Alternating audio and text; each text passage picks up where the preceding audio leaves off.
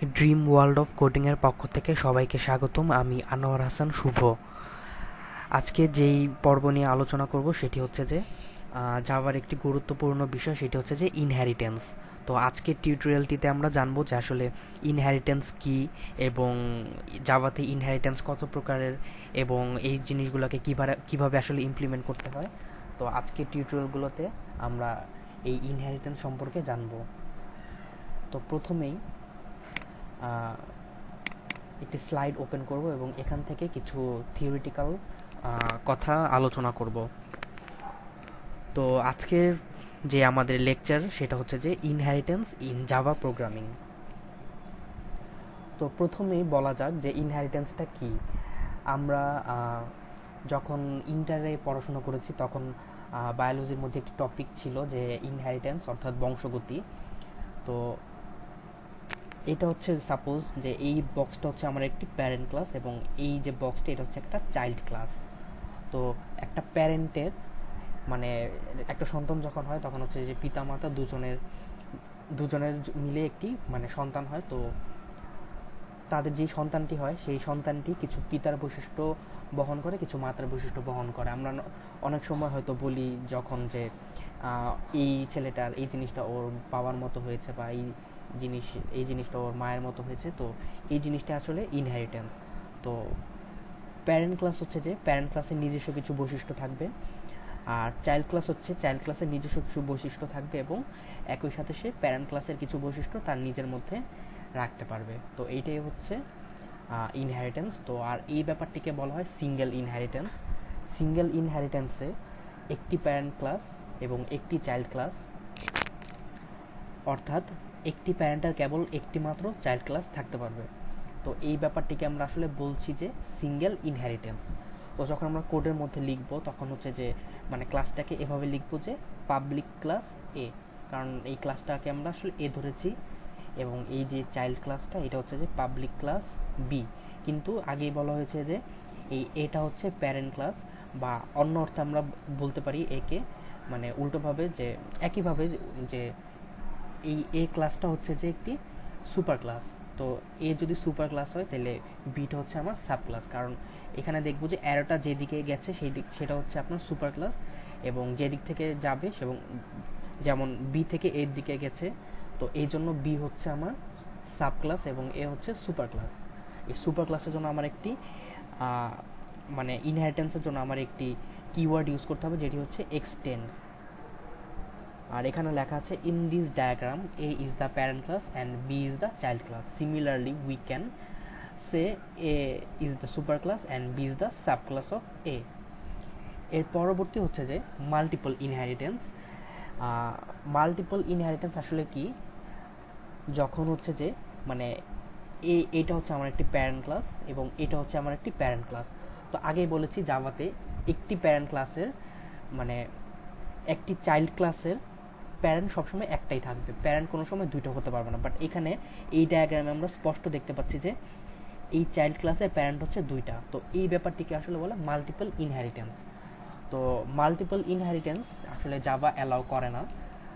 এটা শুধুমাত্র আমাদের মানে C++ যেই ল্যাঙ্গুয়েজ আছে সেখানে মাল্টিপল ইনহেরিটেন্সটা মানে তারা অ্যালাউ করে। আর এছাড়া যেই মানে অবজেক্ট ওরিয়েন্টেড যে ল্যাঙ্গুয়েজগুলো আছে যেমন জাভা, এগুলা জাভা C#, এরা আসলে মাল্টিপল ইনহেরিটেন্সটাকে সাপোর্ট করে না। তো এর পরবর্তীতে আমরা যেটা জানবো যে multi level inheritance. Multi level inheritance, এই ফিগারটা আমরা দেখে বুঝতে পারছি যে এটাও এক ধরনের সিঙ্গেল ইনহেরিটেন্স, আবার এটা একই সাথে একটা মাল্টি লেভেল ইনহেরিটেন্স। তো আমরা আসলে কনফিউজড হব না যে জাভাতে মাল্টিপল ইনহেরিটেন্স সম্ভব না, কিন্তু মাল্টি লেভেল ইনহেরিটেন্স এই ব্যাপারটা আসলে সম্ভব। তো এটা আগের মতোই যে এ ক্লাসটা হচ্ছে সুপার ক্লাস এবং বি ক্লাসটা হচ্ছে সাব ক্লাস। কার সাপেক্ষে, মানে এই এ আর বি এর কথা যদি চিন্তা করি যে বি থেকে এর দিকে অ্যারো গিয়েছে, তো এটা হচ্ছে আমার সুপার ক্লাস এবং বিটা হচ্ছে সাব ক্লাস। বা অন্য অর্থে বলতে পারি যে এটা হচ্ছে মানে প্যারেন্ট ক্লাস এবং বিটা হচ্ছে চাইল্ড ক্লাস। আবার এতটুকুর জন্য বিটা হচ্ছে সুপার ক্লাস, সিটা হচ্ছে সাব ক্লাস। তো প্রথমে আমরা লিখবো পাবলিক ক্লাস এ, আর বিটা যেহেতু এই ক্লাসটাকে এক্সটেন্ড করেছে তো এই জন্য আমরা লিখবো পাবলিক ক্লাস বি এক্সটেন্ডস এ। আবার এই সি ক্লাসটা যেহেতু বি কে এক্সটেন্ড করেছে, তো এই জন্য লিখবো public class C extends B. আর আরেকটা ইনহেরিটেন্স আছে যেটা হচ্ছে যে হায়ার আর্কিক্যাল ইনহেরিটেন্স। তো এটা হচ্ছে যে আমরা আগেই বলেছি যে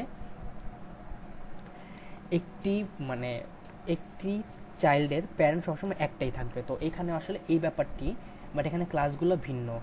যেমন সি আর বি হচ্ছে আমার সাব ক্লাস, আর এ হচ্ছে সুপার ক্লাস। তো আর এ ক্লাসের যেই এখানে এ হচ্ছে আমার সুপার ক্লাস এবং বি আর সি হচ্ছে আমার সাব ক্লাস। যেমন এখানে পয়েন্টে দেওয়া আছে যে when a class has more than one child classes, or in other words more than one child classes have the same parent, then such kind of inheritance is known as hierarchical. আর জাভাতে hierarchical ইনহেরিটেন্সটি আসলে support করে। তো এই ছিল যে ইনহেরিটেন্সের মানে theoretical কথাবার্তা। তো এখন আমরা এই জিনিসগুলোকে আসলে কোডের মাধ্যমে দেখব, যে আমরা কোডের মাধ্যমে আসলে আমরা কিভাবে দেখতে পারি। তো প্রথমে ইক্লিপস ওপেন করব এবং এখানে একটি ক্লাস ডিক্লেয়ার করব এ, সিঙ্গেল ইনহেরিটেন্সের ক্ষেত্রে।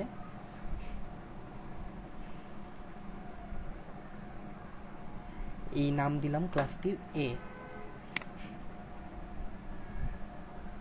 তো এখন এখানে যেটা আসবে পাবলিক ক্লাস এ, এটা হচ্ছে আমার super class.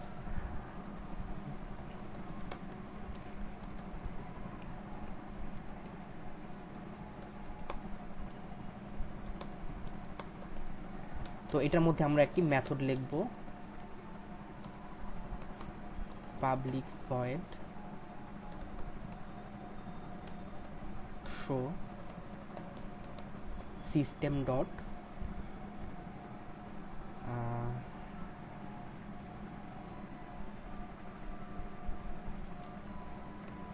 Print line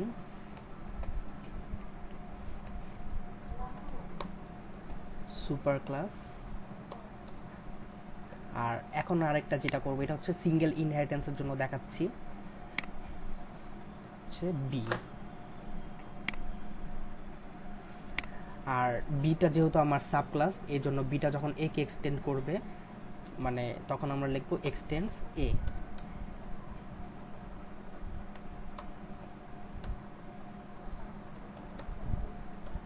public, এখানে আরেকটি মেথড লিখবো, পাবলিক ভয়েড শো, এখানে শো টু দিলাম, system dot out dot print line sub class. তো এখন এই জিনিসটাকে আমরা একটি টেস্ট ক্লাসের মাধ্যমে চেক করে দেখব। একটি অবজেক্ট ডিক্লেয়ার করব, এখানে মেইন মেথডটি রাখবো, public static void main string args। এখন আমরা যেই অবজেক্টটা ক্রিয়েট করব সেটা হচ্ছে যে বি ক্লাসের, বি নিউ বি। এখন যদি আমি মানে শো মেসেজটাকে, শো যে মেথডটা ছিল সেটাকে যদি মানে কল করি, তাহলে সে আসলে কোথায় যাবে, এবং অবজেক্ট শো টুকে যদি আমরা কল করি তাহলে সে আসলে কোথায় যাবে এটা দেখব। যখন অবজেক্ট, আমরা একটি বি এর অবজেক্ট ডিক্লেয়ার করেছি এবং এই বি এর অবজেক্ট একটি বি ক্লাসের মধ্যে আমরা যে মেথডটাকে খুঁজবো সেটা হচ্ছে শো, তখন সে আসলে ফার্স্টে এই বি ক্লাসে যাবে। তখন দেখবে সে শো নামে কোনো মেথড নাই। আবার সে এখানে খেয়াল করছে যে বি এক্সটেন্ডস এ, এখন সে আবার এ ক্লাসে যাবে। এ ক্লাসে গিয়ে সে একটি মেথড পাবে যে শো। এখন সে ফার্স্টে প্রিন্ট করবে সুপার ক্লাস, এবং শো টুতে সে এখানে বি ক্লাসে গিয়ে ডিরেক্ট পেয়ে যাবে যে শো টু, এবং এখানে সে প্রিন্ট করবে যে সাব ক্লাস। তো এটাকে যদি আমি প্রথমে প্রিন্ট করি, সে প্রথমে দেখাবে যে সুপার ক্লাস, তারপর সাব ক্লাস।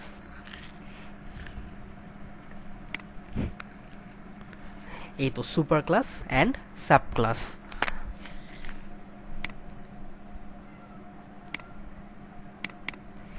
তো এটা ছিল আমাদের আসলে সিঙ্গেল ইনহেরিটেন্সের ক্ষেত্রে।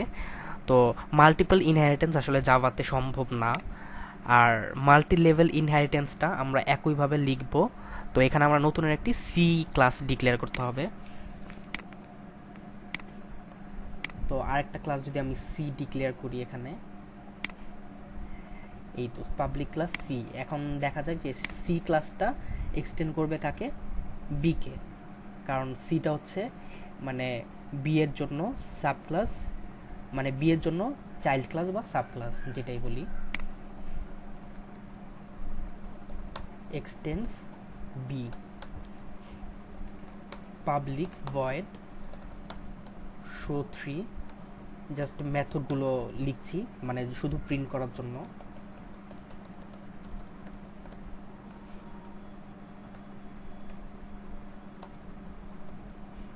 সি ক্লাস, আর এখানে দিয়ে দিই আমরা আসলে বি ক্লাস, যেহেতু এটা বি এর মেথড, আর এখানে দিয়ে দিব এ ক্লাস। তো এখন যদি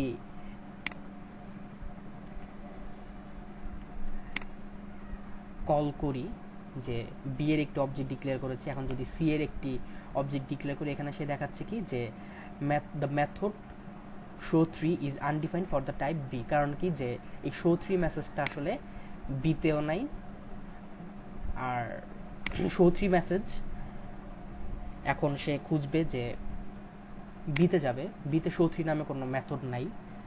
এরপরে সে এতে যাবে, কারণ সে এই কিওয়ার্ডটা দেখেছে যে এক্সটেন্স এ, এতে যাবে, কিন্তু এতে যাওয়ার পরে দেখবে যে সে কোনো শো 3 নামে আসলে কোনো মেসেজ মানে মেথড নাই। তো এর জন্য সে আসলে কোনো কিছুকে প্রিন্ট করতে পারবে না। এর জন্য আমরা একটি অবজেক্ট ডিক্লেয়ার করবো যেটা হচ্ছে সি এর জন্য, C object two new C. তো এখন যদি আমি অবজেক্ট টু দেই, তো শো 3 দিলে অবজেক্ট টু হচ্ছে কার? সি এর। প্রথমে সে সি ক্লাসে যাবে এবং সি ক্লাসে যে শো 3 যে মেথডটা আছে সেটাকে সে প্রিন্ট করবে। এখন যদি আমি আবার এটাও দেই যে শো 2, এটাওকে সে অ্যালাউ করবে, কারণ সে প্রথমে অবজেক্ট টু অর্থাৎ সি ক্লাসে যাবে, সি ক্লাসে গিয়ে শো 2 নামে কোনো মেথড খুঁজবে, কিন্তু এই সি ক্লাসের মধ্যে শো 2 নামে কোনো মেথড নাই। এরপরে সে এক্সটেন্ড লেখাটিকে দেখে সে বি ক্লাসে যাবে এবং বি ক্লাসে গিয়ে সে দেখবে যে শো 3, তখন সে এটাকে প্রিন্ট করবে। তো এই জিনিসটাকে যদি আমরা প্রিন্ট করি, তো দেখাচ্ছে যে এ ক্লাস বি ক্লাস। এখন যদি সি ক্লাসকে আমরা প্রিন্ট করতে চাই, তাহলে অবজেক্ট টু লিখে শো 3 লিখলেই সে আমাকে সি ক্লাসটা প্রিন্ট করে দেখাবে। কেন প্রিন্ট করে দেখাবে? কারণ অবজেক্ট টু এটা হচ্ছে সি এর অবজেক্ট, সে সি ক্লাসে যাবে এবং শো 3 মেসেজটাকে কল করবে এবং শো 3 মেসেজের মধ্যে মানে মেথডের মধ্যে যেটাই আছে সে সেটাকেই প্রিন্ট করে দেখাবে। তো এটা ছিল মাল্টি লেভেল ইনহেরিটেন্স। আর এখন যেটা হচ্ছে যে হায়ারার্কিক্যাল ইনহেরিটেন্স। এখন শুধু বি, এখানে এখন যেটা লিখবো যে বি ক্লাস এক্সটেন্স এ, সি ক্লাস এক্সটেন্স এ।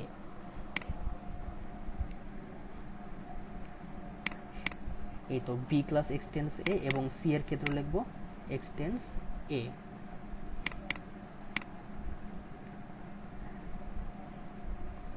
তো এখন যে দুইটা অবজেক্ট ডিক্লেয়ার করেছি আমরা বি এবং সি ক্লাসের, তো এখন অবজেক্ট মানে বি ক্লাসের যে অবজেক্ট সেটা দ্বারা আমরা বি ক্লাসের যেই মেথডটা আছে সেটাকে কল করব শো 2।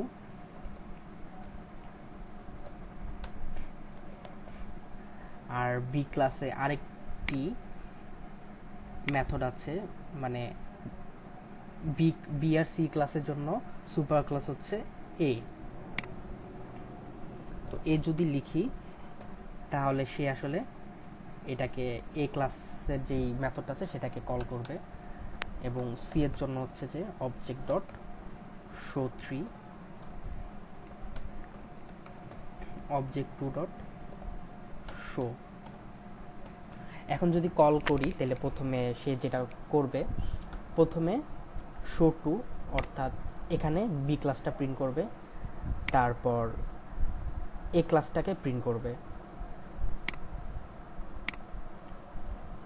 এই তো বি ক্লাসটা, এ ক্লাসটা এবং শো 3 হচ্ছে সি ক্লাসের মেথড, এর জন্য সি ক্লাসটাকে প্রিন্ট করেছে। আবার অবজেক্ট টু ডট শো, আর শোটা হচ্ছে যেহেতু এ ক্লাসের মেথড এর জন্য এ ক্লাসের মেথডটাকে সে শো করেছে।